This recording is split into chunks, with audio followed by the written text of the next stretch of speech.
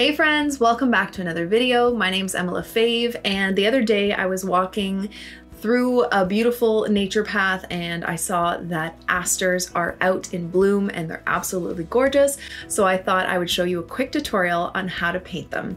So let's jump in and get started. Okay friends, so today we are going to be painting some asters and I want to make this on the quicker side. So I want to try and simplify it as much as I can. So I am painting in my sketchbook. This is what I've just been using. It's 100% cotton paper, but it's a smoother paper. It's not too textured. Use whatever watercolor paper you have. I have my shin hand watercolors here, and today I'm going to be using a size 2 round for this. So it's going to be on the smaller side, a little bit more detailed.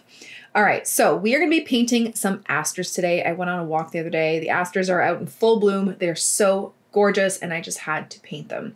I wanted to paint them outside originally, but I thought, you know what, just take some photos and then we'll do it in my office. So I'm going to start by wetting my brush, and I'm going to grab my yellow, and I'm just going to do a little outline. I'm going to do 2 asters here, different perspective. 2 or 3. Let's do 3. Try and make it quick, but also let's have fun. Okay, so I'm going to grab just a really light wash of yellow, and I'm just going to kind of mark out where I want the center of my asters to be. So I'm just grabbing a little bit and just doing kind of like this oval shape.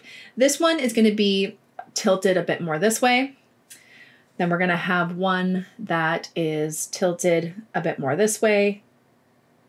Just want to show you different perspectives like that. And then maybe one that is a bit flatter. So actually I probably should have used a pencil to start, but I didn't. But one thing that can help you with changing up the perspective of your paintings is using a guideline. So you can see here, these are different ovals, but they're kind of different shapes. So basically, they're not circles. If it's a circle, it's going to be straight, like top down, flat on, straight on view. But if your flower is slightly tilted, you're going to want to draw an oval shape. And the way you're going to draw your oval shape is the kind of like the flat side is going to be the sides of the flower. The longer side is going to be pointing to whatever direction it is, and then there's going to be like a flatter side over here. I don't know if that makes sense, but I'm just going to kind of try and show you with a guideline.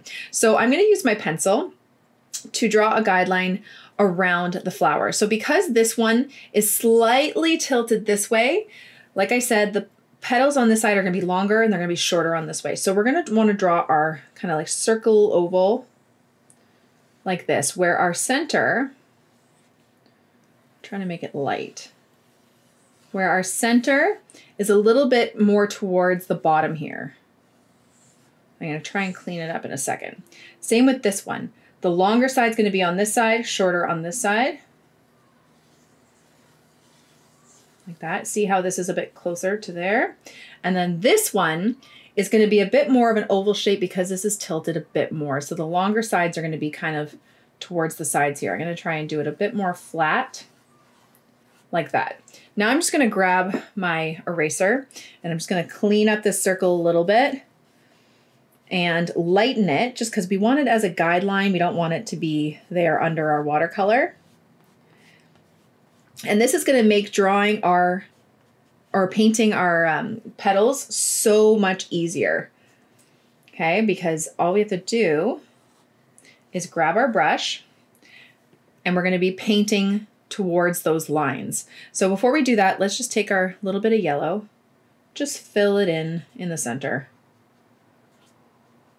Like that, just very lightly, a light wash. We're going to do a little bit more detail to it later. Okay, so for the color of this, I am using this kind of like dioxazine purple and a little bit of quinacridone rose. So it's a bit more of the like a magenta-y kind of purple. But then also for the shadows of this, I'm going to use the purple and then a little bit of ultramarine blue. Okay, so that's going to be kind of like the shadowy petals and then the more like sun-kissed petals. So I'm going to start with the magenta kind of purple. Just starting with a light wash, always start with lighter than you need, just because you can always make it darker. It's harder to make it lighter. And with a very thin kind of light pressure touch, I'm going to touch that yellow just a bit. It's already dried, so it's not going to be bleeding into my petals. So you want to make sure that it's dry first. I'm going to start with light pressure, and then you're going to push down to heavy pressure, and then bring it back up to light pressure as you're dragging it to get that petal shape. Now, this is a pretty straight petal. I want you to try and give your petals a little bit of movement. I don't want them all to be like uniform and perfect and straight. Even give them like a little bit of space. Maybe go a little bit faster, because I find when we're going slow, sometimes they can just be too perfect looking. Does that make sense? You know, give a little bit of a curve. And all you're doing is you're just doing these little petals, touching from the circle to that outer circle that we sketched with our pencil.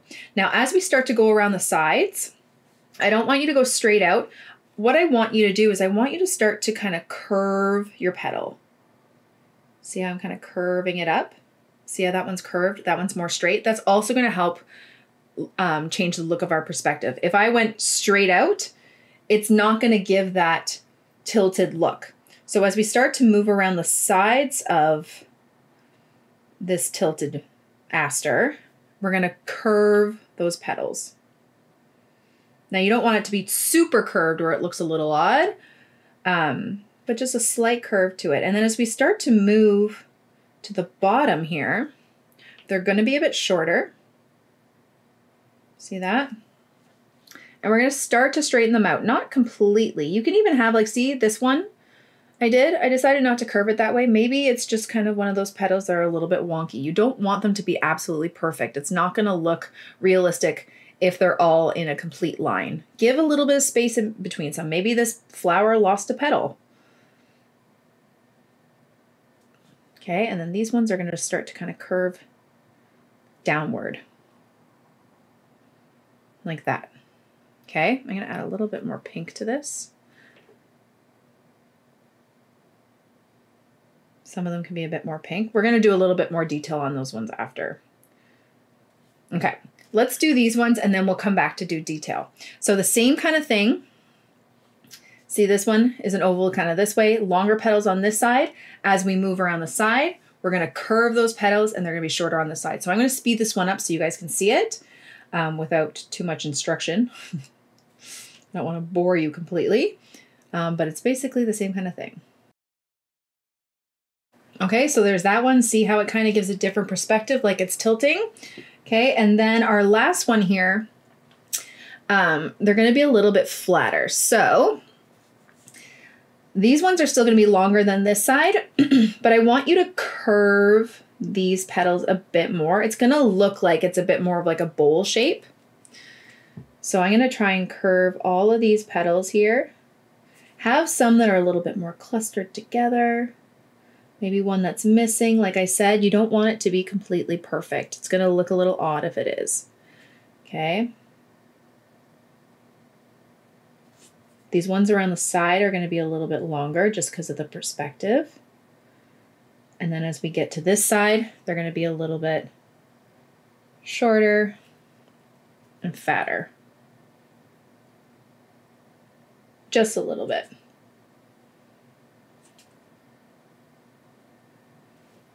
Like so. Okay? So there are the basics of kind of the foundation of the petals. We are going to do a little bit more detail to them. Let's just start by doing a quick stem for each of them just so they have somewhere to go. I'm going to grab my green. I mixed a little bit of blue here, maybe even a little bit of purple. Why not? Just to make it a little bit darker, cooler. And I'm just going to do a stem. So I want you to imagine coming right through the center behind these petals. You're going to do a little stem coming back behind here like so. Maybe this one comes behind here. I'm a little shaky today. Like that. And then this one right through the center. Like that. Nothing too crazy. I might even add a little bit of pink. Sometimes those stems have a little bit of pink in them. And I'm just going to add it there. And then we can add just a few little leaves Add a little bit of dark green. And these ones just have like these tiny little leaves like this. So I'm just doing kind of like a light pressure, heavy pressure, light pressure. You can have some folded like that. You can have some that are a little bit bigger.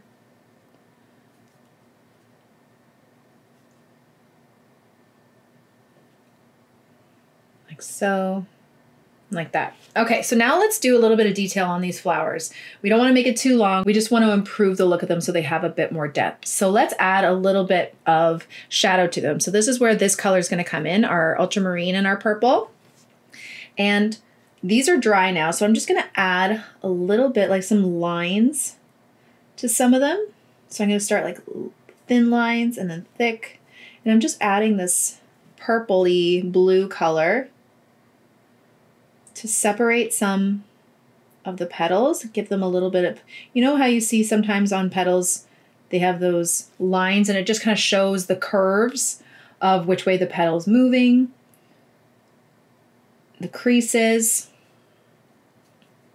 And then especially like to the ones that are kind of on the shorter side, I make them a bit more blue. We can add a little bit more of this bluish purple right to where they meet that center stamen, like that. Then I'm going to grab our magenta purple color again and do the same kind of little lines just to these top ones.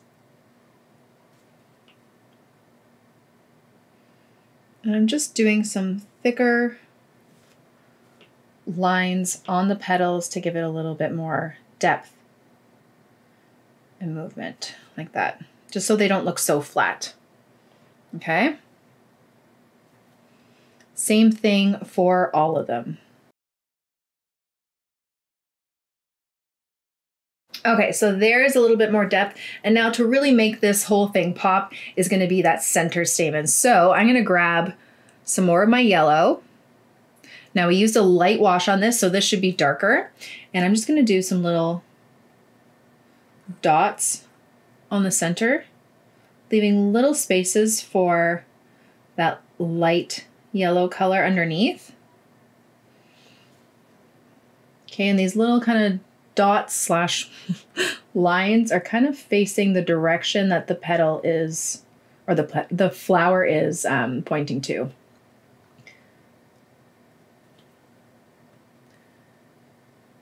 Like this.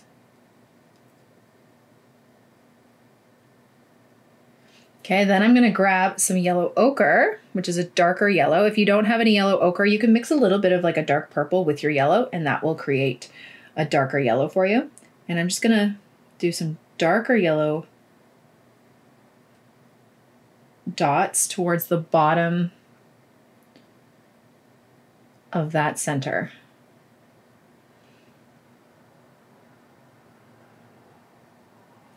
Like that.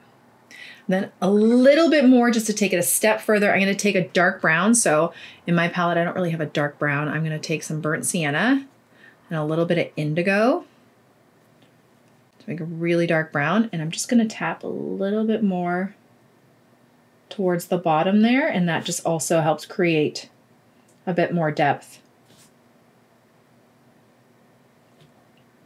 in that center. You can even mix it a little bit with your yellow ochre.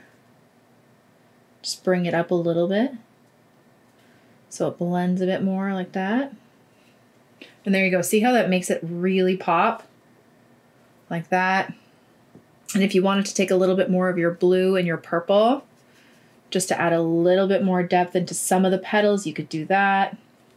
There are little yellow parts of the center that do kind of stand up, which is a little bit hard to kind of emulate with this, but let's try. I'm going to grab a decent amount of yellow, and I'm just going to try and do a little bit of tapping above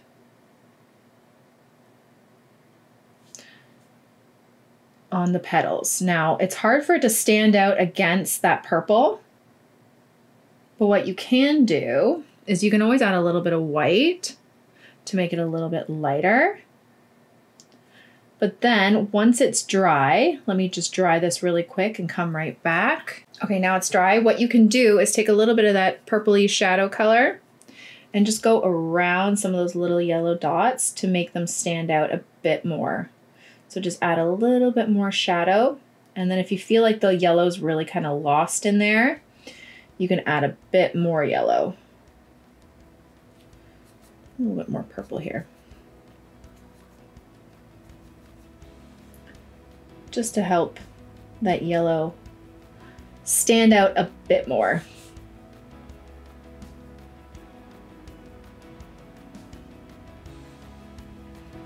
Like that.